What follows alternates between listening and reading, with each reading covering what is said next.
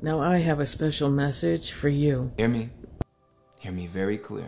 Here's what I've learned. Not everything needs an immediate reaction. It's in James chapter 1, verse 19. Everyone should be quick to listen, slow to speak, and slow to become angry.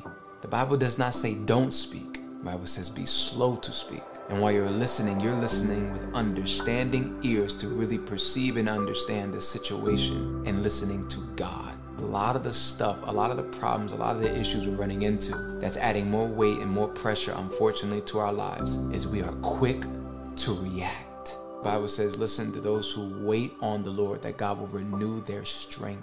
And so here's my encouragement. As you're being slow to speak, as you're being quick to listen, waiting for God, and you're being slow to anger, watch this. Don't allow your mouth to say something you regret, but let your posture be, God, speak to me, so I can just simply respond with worship and not be moved. The Bible says be immovable, be steadfast. This is not the season to be reacting and allowing the enemy to toss you to and fro. Very dangerous. The enemy is using your emotions against you and then causing you to destroy and sabotage everything in your life.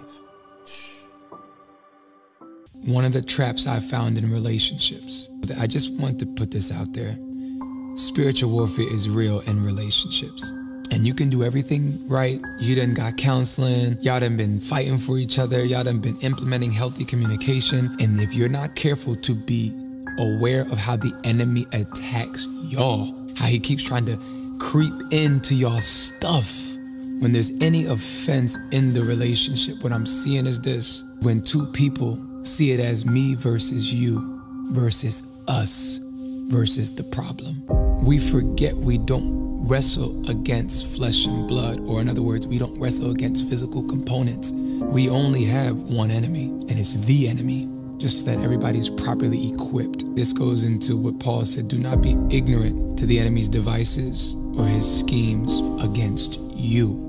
And this has nothing to do with not taking accountability for our actions. It is the spirits behind the voices, the thoughts that we hear when we're offended. If you're not careful, trying to do it God's way, the enemy will literally show up within your relationships and try to sabotage them. That's why I can confidently say no one's family is perfect. I can confidently say no one's relationship is perfect. Yes, we have natural things that interfere with harmony in relationships, but please let us not be a people that forget we have a spiritual realm and we let the enemy have his field day because he gets to stay uncovered.